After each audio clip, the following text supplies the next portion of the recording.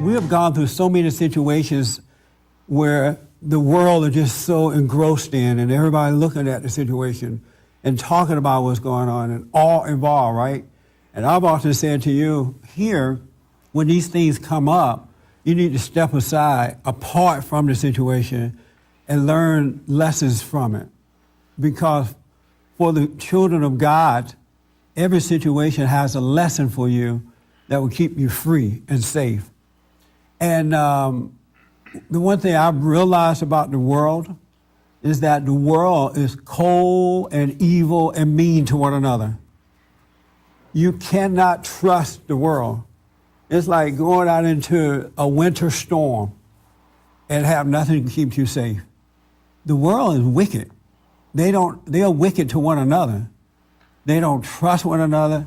You can't rely on them to be honest and fair at all. That's just the way the world is, and that's what keep the children. If you're, a child of God, it keep you from amongst that. You can be in it, but not of it. But you got to be conscious enough so you don't get involved in it. Well, you can be involved without being involved, without losing your soul in it, and not learning the lesson from it. God wants us to learn lessons from the children of Satan, so that we can become brighter and be safe and protect our family from it. And this situation with Herman Cain is typical. I mean, that's how the world treat one another. And that was in a big way, but it can also happen in a small way in your own world. You know what I'm saying? And that's why God wants us to always be conscious of him. You should always have faith in God, and there is not one man or woman on earth that you should trust. Not one. Not one iota of man or woman on earth that you should have faith in, because they will let you down. They will let you down. They can't help but let you down. And they are not God. We're not God, and we can't help but let you down. That's why God said, only have faith in him. And I realized during this whole thing with Herman Cain, and the other people too, is that the people caught up with these folks. And I was careful to see it this time and not get caught up. Because the world going to put in there who they want in there. And they want Satan's children in government. They don't want children of God there. And this thing about Herman Cain cheated, I don't know. But name me one person on earth who have not sinned.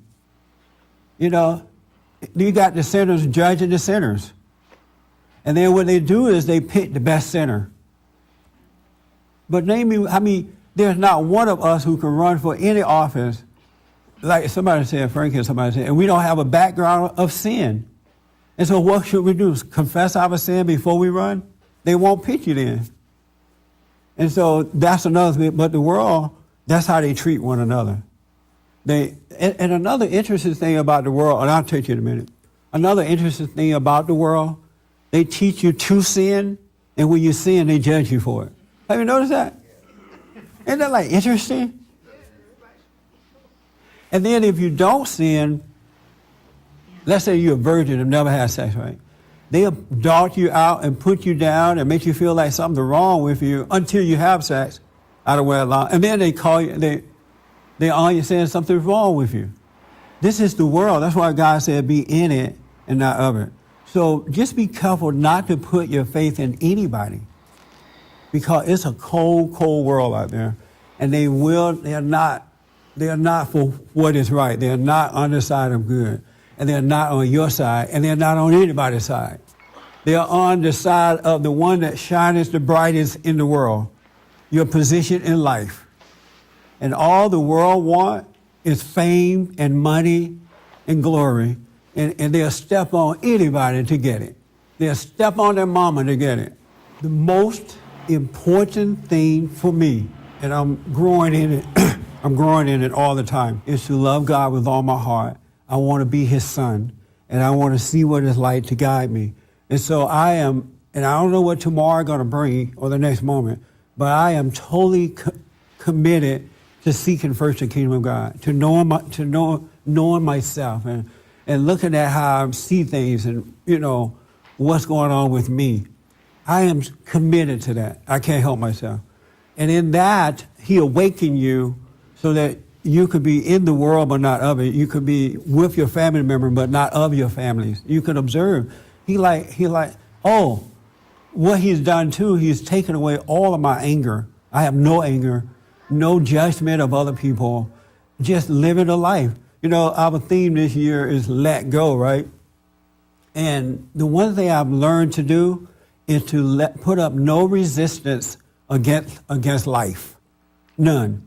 Let it happen and just accept without judging whatever's going on. And there's that little space there that allows me to see instead of to get involved with it, to judge it, to hate it. And as of this day, there is not one physical thing that I want so badly that I'm willing to give up what is right for. I don't want anything that badly. I don't want friendship that much. I don't want a house that much. I don't want money that much. I'm not trying to be famous and popular that much. I don't want anything more than what he's given me. And that is a relationship with him, the ability to see and not judge. And so I'm just into that for some reason. I may be weird, but I'm into it. And I love that because I'm so protected from the world around me. And that's why he says, seek first the kingdom of God and his right way, and everything will be added unto you. So if you keep your eyes on yourself, then you won't have that God need for material things and, you know, people, places, and things. And then he will add on to you, you yet have your peace. But I just want what's right. So I'm just conscious enough to know that whenever I deal with anybody, whether it's friendship or familyship or businessship, don't get into them. Just observe. See what's going on. And he'll do it for anyone that wants it. He'll wake you up and separate you from the world so you can belong to him and guide your life. It become a way of life after a while. It's just a way of life. It just is. Just like the thoughts work on you all the time, it's reality. The thoughts are working on you all the time, right? Well, once you overcome those thoughts, then this other reality kicks in, and that's all you know to do. For more information or to purchase a copy of this show, visit us on the web at www.bondinfo.org or call 1-800-411-BOND.